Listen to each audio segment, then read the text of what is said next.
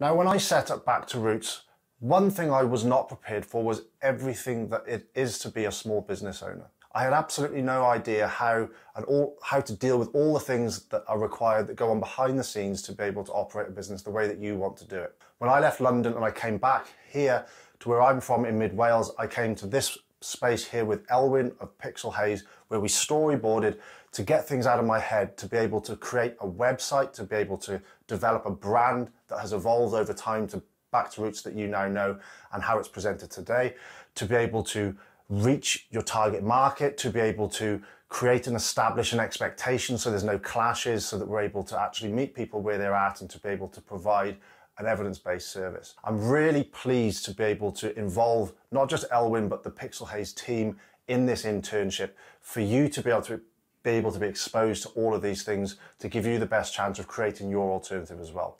Elwyn's going to take you through these 4 key steps here to be able to start up your business on a shoestring.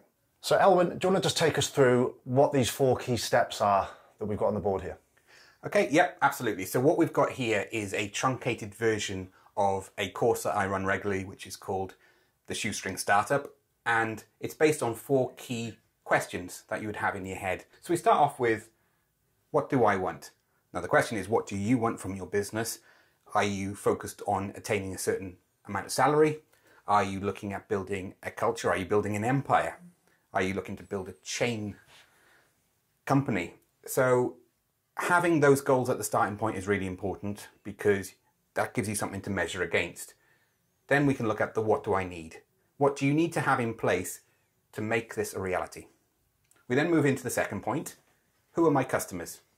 So you may not even know this at the starting point, or you may have a rough idea that your target audience are aged 50 to 60 in a 1-hour radius of my business location. That's just one example. And we can delve in a little bit further in there and find out using some techniques that I've used in the past. How do we identify those customers? And then the next point, how do we then reach them? It can be a real stumbling block when you know who you want to speak to, but you don't know where to start. Do I start with my website? Do I start with social media? In fact, the answer probably will be yes to both, but we can find out, how do we get niches? How do we reach our niche audience? Are you working with specific types of sports people? So therefore, how do you get involved in those communities so that you can present yourself as a professional, able to provide a service for them and to really help them? Then we go on to the crucial part.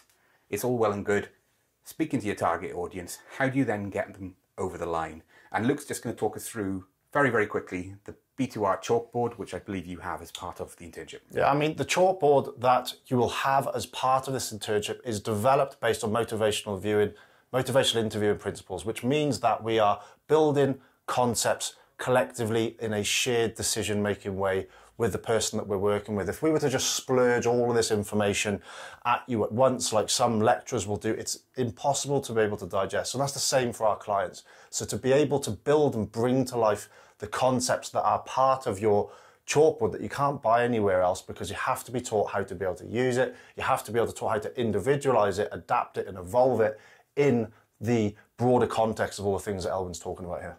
Finally, we move on to, how do you then keep your customers once you've gone through all of this hard work to get them in the first place?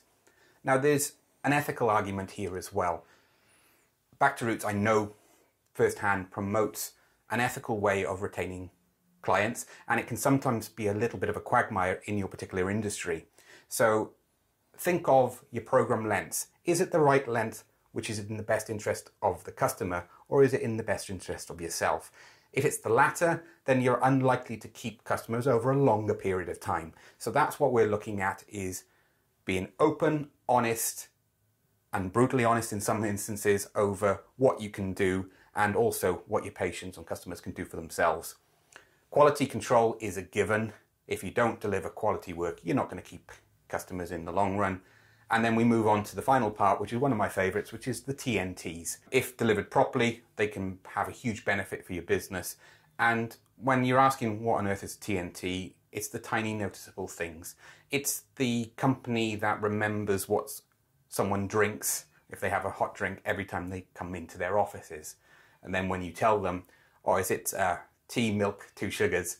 And they go, how do you remember that? You just say, oh, we make it our business to remember these things. And we've got a load of examples of TNTs and how they can really enhance this overall package once we get to the end of it. You're all going to be in a situation where many business owners have been in the past, and even seasoned business owners who have been running a service over 8 to 10 years, they will have a confidence crisis at times, and sometimes it's good to go back to the drawing board or the chalkboard and then work through that. So don't panic, we're here to help, and we can also tailor some of this content to your particular business as well. Fantastic. These are things that I think are not talked about enough, and I'm really excited that this is part of the package that you're going to be getting in this B2R internship.